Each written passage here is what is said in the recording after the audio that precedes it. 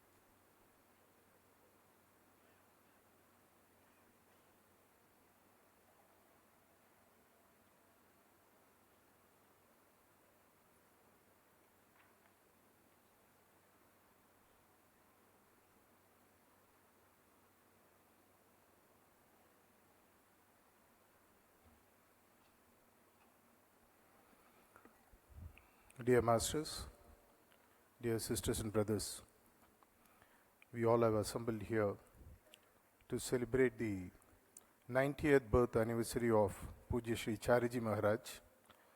On this auspicious occasion, I would request Brother P.R. Krishna to come to the stage and share a few thoughts with us.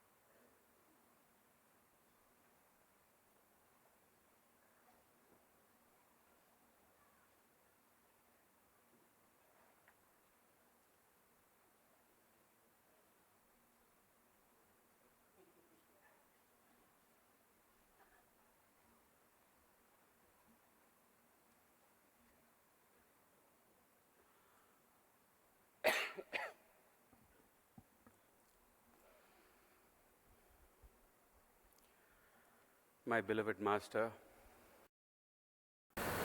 my dear sisters and brothers,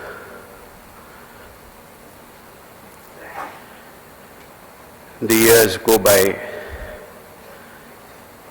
quickly, more quickly in some ways than we would want, and too slowly than we would want in another sense. Yesterday, when our master gave me a copy of my father's diaries, I took it back to our flat and I read the first 4 or 5 pages. I mean, it's not as if I'm doing it for the first time, I know what there is in it. And I started crying because it was probably, it was definitely the most difficult period in his life from any standpoint. I mean, when he went to Shahjahanpur, I went with him on that day, the 19th of April. and then from there on to Shahjahanpur, with revered Babuji Maharaj's remains, stayed there for the cremation. And I was mute witness to everything that happened after that.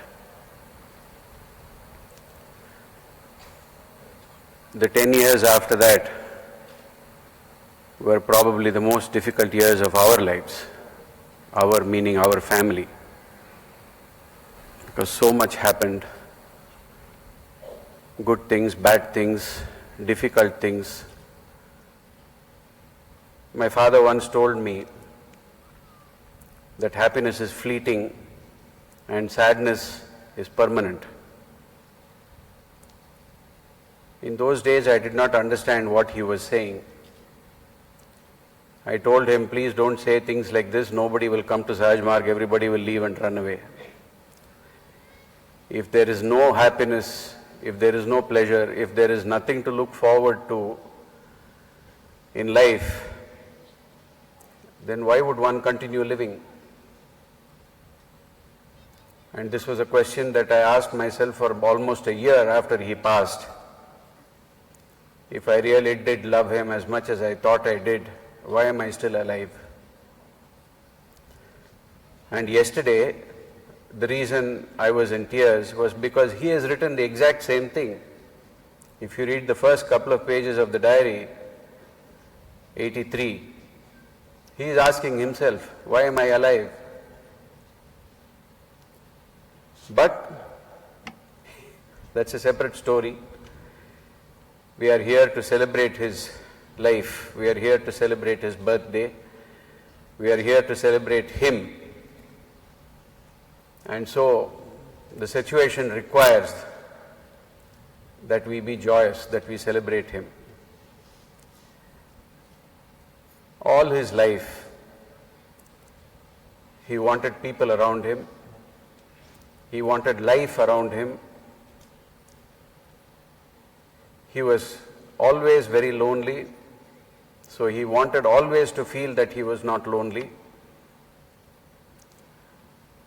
The number of people that he fed and clothed and gave presents to is unlimited. And every living moment he taught us how to live life.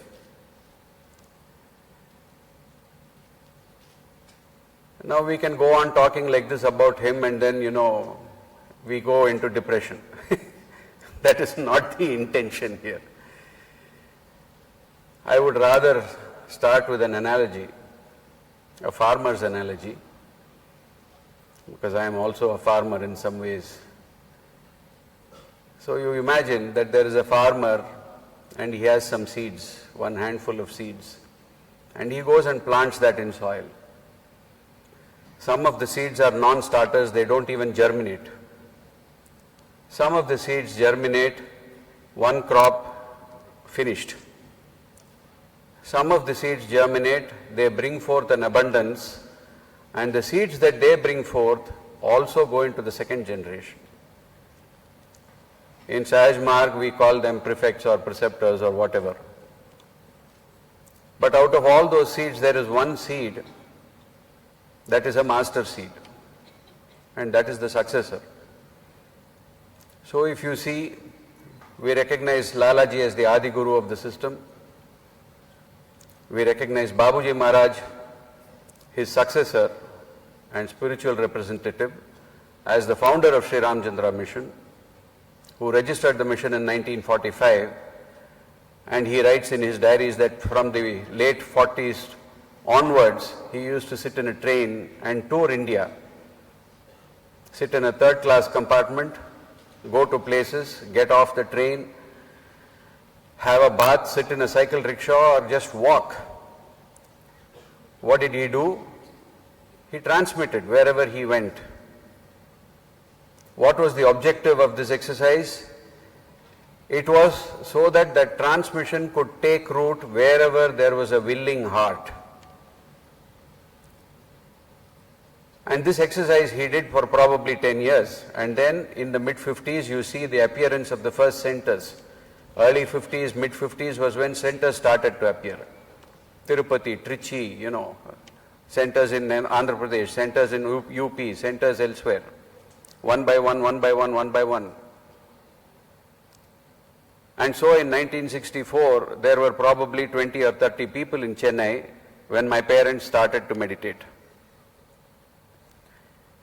And when I was first exposed to this wonderful system of Sahaj Marg, I was probably 7 years old at that time. So I have been involved with this mission for something like 53 years now, because I am now 60.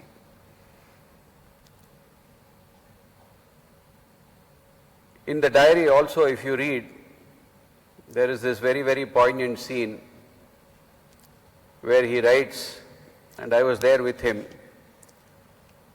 We came back after the cremation to Babuji's house to take leave of the family. And just before we entered the house, on the lane in front, he broke down completely. I had to hold him up with my arms. He was sobbing. His heart was completely broken.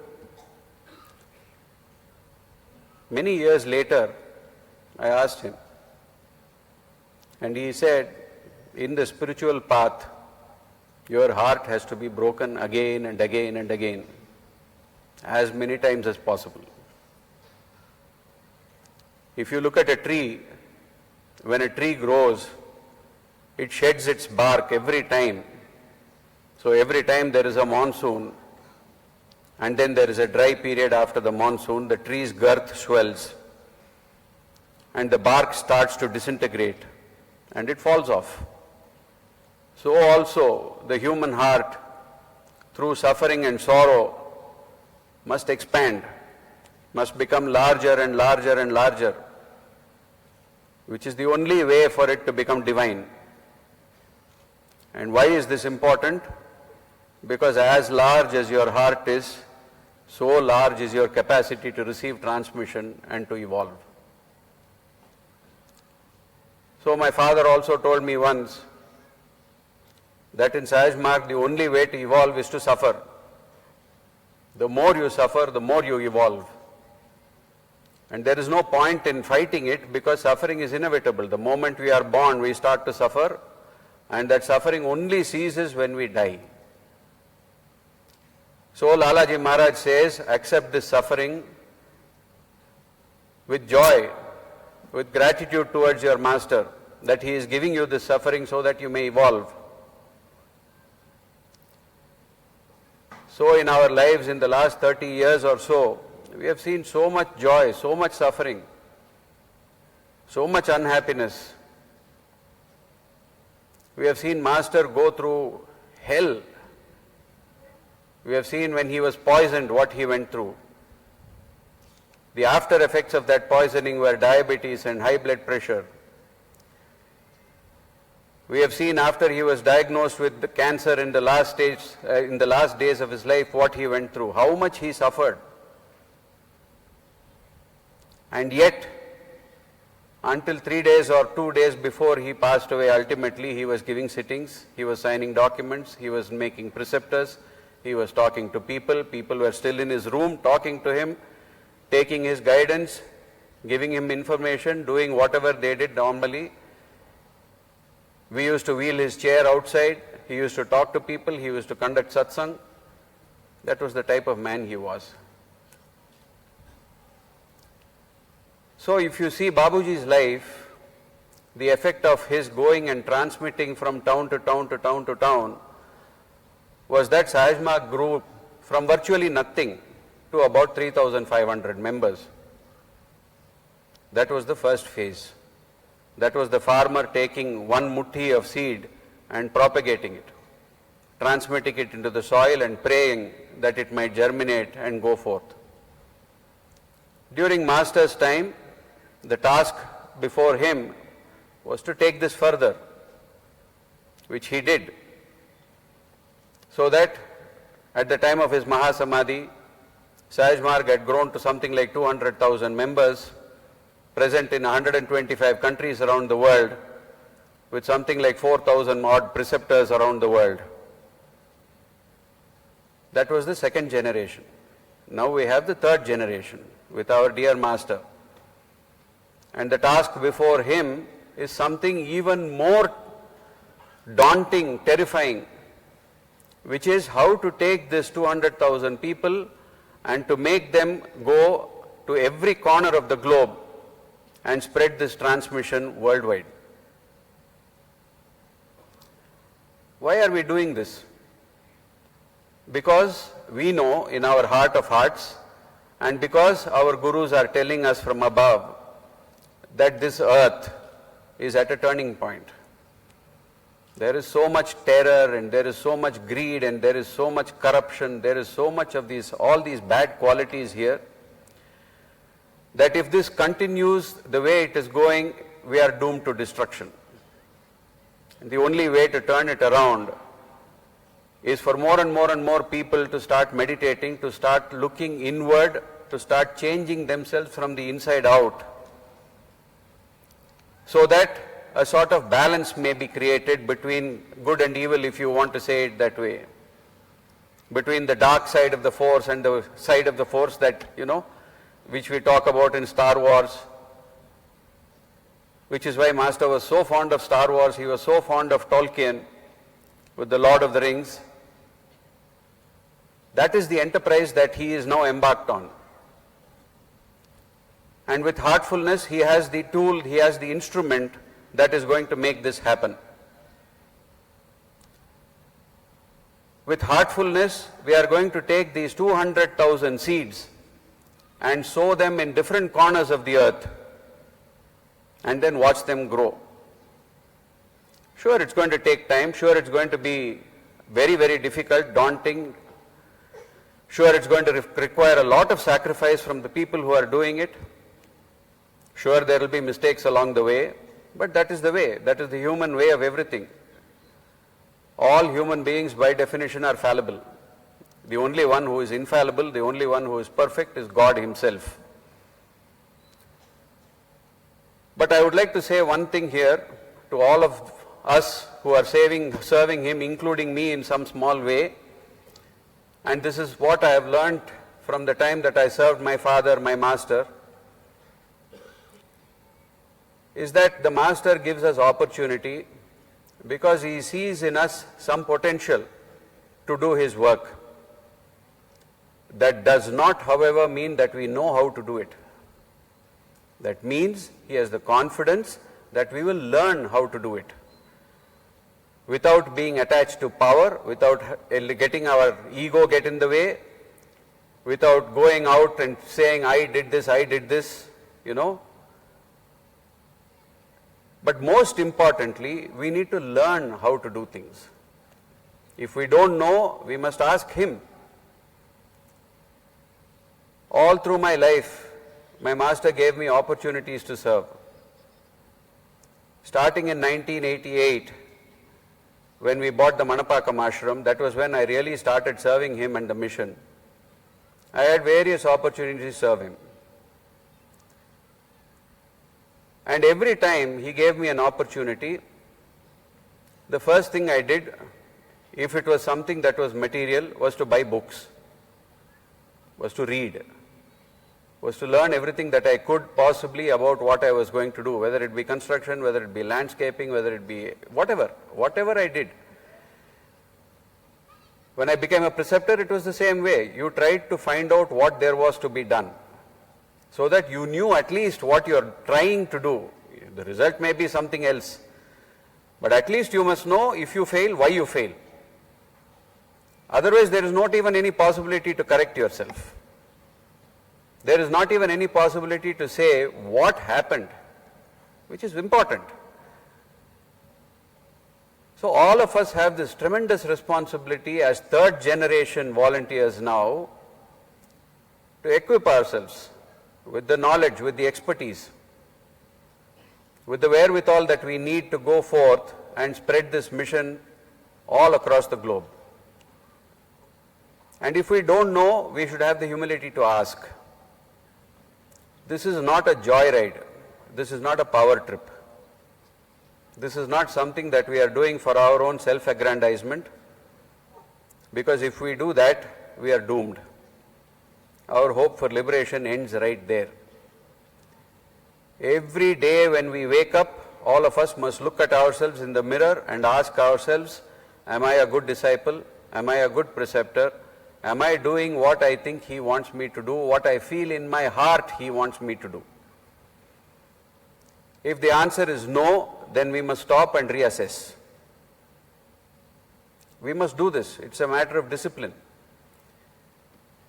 Because for us as Abhyasis, if you ask yourself the question, who am I really serving? You are serving first yourself, because this opportunity is what is going to allow you to grow and evolve spiritually. But in the ultimate analysis, you are serving him, the master. And through serving the master, you serve yourself. Babuji Maharaj used to say that every time you give a sitting, you get to keep 30% of the transmission. So here in Sahaj Marg, through serving other people, we serve the master. And that helps us to evolve. Why? Because we are going through this constant feedback loop of analysis, asking ourselves, what am I doing? How am I doing it? Is there some way that I can do it better? And constantly tweaking the system so that I make it better and better and better. What is that it? It is myself. So every time we go forth, we have to ask ourselves, am I a good example? Is the person who is going to listen to me, is the person who is going to talk to me, is he going to be convinced that I, first of all, know what I am saying? Second of all, that I actually have that in me. So, for instance, if you are going to an open house, when you talk, you must talk with conviction. If you talk with conviction, automatically there will be transmission. You don't have to ask for it. It is there. Why am I saying all this? It is only to share my own feelings, my own sense of what I have learnt in all these years. I never went and asked my master, should I do something? If I saw something that needed to be done, I did it. And after I did it, I went and asked him, is it okay? And he would always say that there was something wrong with it. Every time I had some question in my mind, and I used to struggle with it sometimes for 6 months, and then one day when I felt I had cracked it, and I went to him and sought an audience privately with him, and I shared my feeling with him. I said, this is the problem and this is what I think it is. He will say, yes, but did you consider this? There was never one time when what I said was the end. It was never so. What it showed me was that even though he was my father and my master, he had gone to places and seen things which I had not even a knowledge that they existed. And that is the true enormity and magnificence of the spiritual journey that we are undertaking, that we are going to a place we don't even know exists. What is the goal? We only have an idea of the goal. Do we know where we are going? Do we know how we are going there? Do we know whether we have reached it? No. The entire basis of what we do is faith in him. He teaches us what we have to do and we do it. If we are able to see the things that he tells us to see, well and good. If we are not, then we are blind. When you are blind, what do? You trust in somebody. So we trust him. So my dear sisters and brothers, this is the 4th generation. Lalaji, Babuji, Master, and now our dear Kamlesh Bhai, who is my elder brother and my master. If you look at me, my first master, I looked at him as my grandfather. The second one was my father. The third one is my elder brother. So it has been a fantastic journey. And I don't know where it is going to end or how it is going to end, but I am filled with wonder and amazement and awe at this hierarchy that is trying so hard to lift us up from where we are, to remove the grossness that is in us, to make us spiritual beings, even though we don't want it, even though we fight it with our every living breath, with all the ego that we can command. Still they are trying to serve us. So my prayer, dear sisters and brothers, is please let us cooperate. Let us not have prejudice in our hearts or in our minds. Let us not be hasty to judge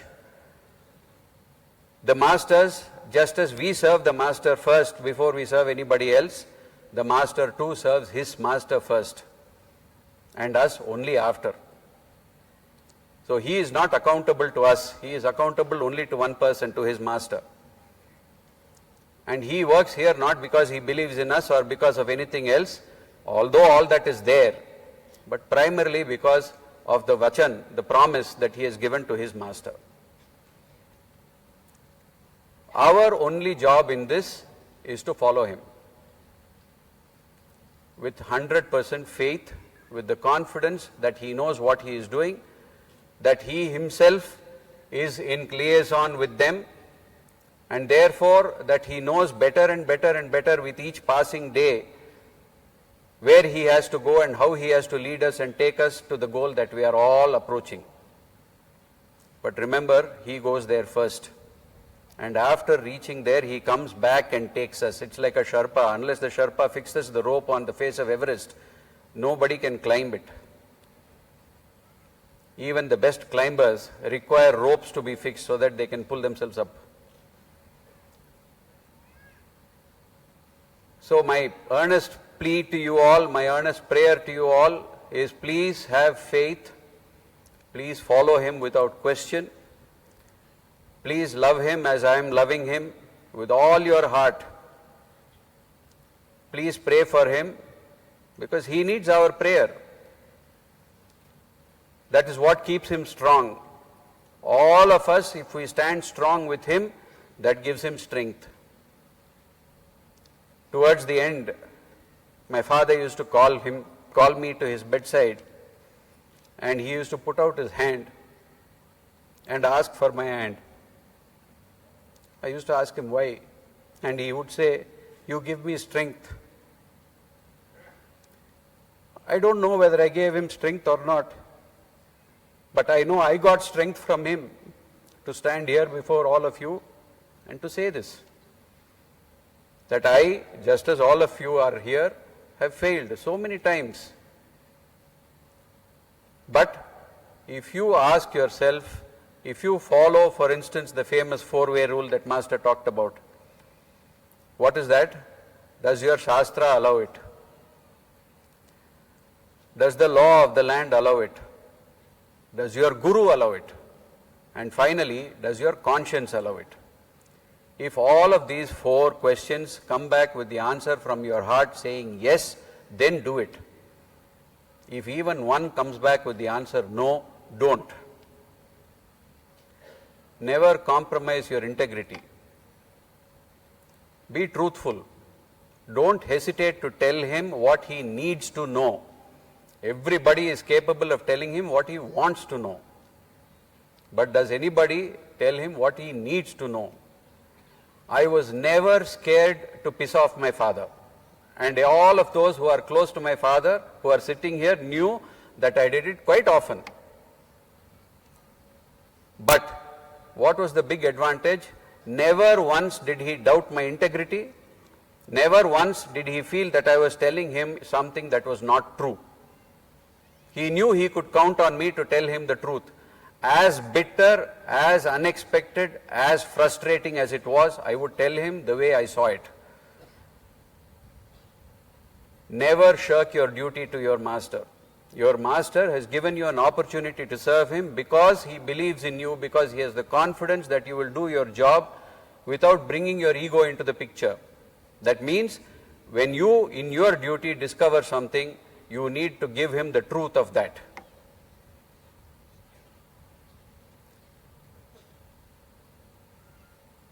This is all really that I have to say.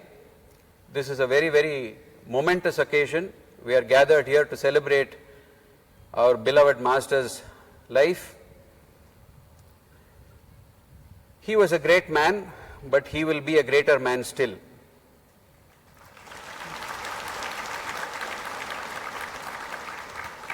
The thing to remember is that in the hierarchy of masters, There is no great, there is no small, there is no insignificant, there is no nothing. They are all ultimately the same. The one thing that I learned over these 30 or 40 years is that they also evolve.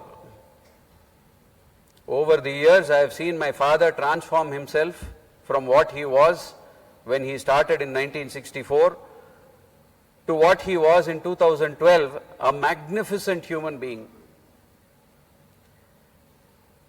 After his illness of 40 days in 2012, when he came out of it into an earthly consciousness, he was like Gandalf the White, and my daughter told him that. He asked her, what is the change in me? And she said that you have gone from being Gandalf the Grey to Gandalf the White. And he was so pleased. And he told me, that this was a test, that 40 days. And he said when Babuji was in Lucknow, that was a test for him too. It is like if you have seen Return of the Jedi, Luke Skywalker goes into this little cave and he confronts Darth Vader. Nothing but his own dark side. So he said all masters are tested like this. They have to pass that test. If they want to go forward into the hierarchy, they have to get through that. And their own master can do nothing for them except to pray. If it is like that for them, then you see how easy it is for us. For us it is so simple, all we have to do is to follow him. Without using our head, only using our heart, making sure we accept what he gives us, making sure what we have to do in return. What is that? Cleaning, meditation. Transmission he is giving us. How much more simple can this be? So dear sisters and brothers, on this auspicious day, while we celebrate his presence here among us, let us all take a vow to ourselves that we will follow him to the end of the earth and beyond, that we will be faithful, that we will always serve him in the way he needs to be served, that we will be true Abhyasis and disciples of the Master. Thank you.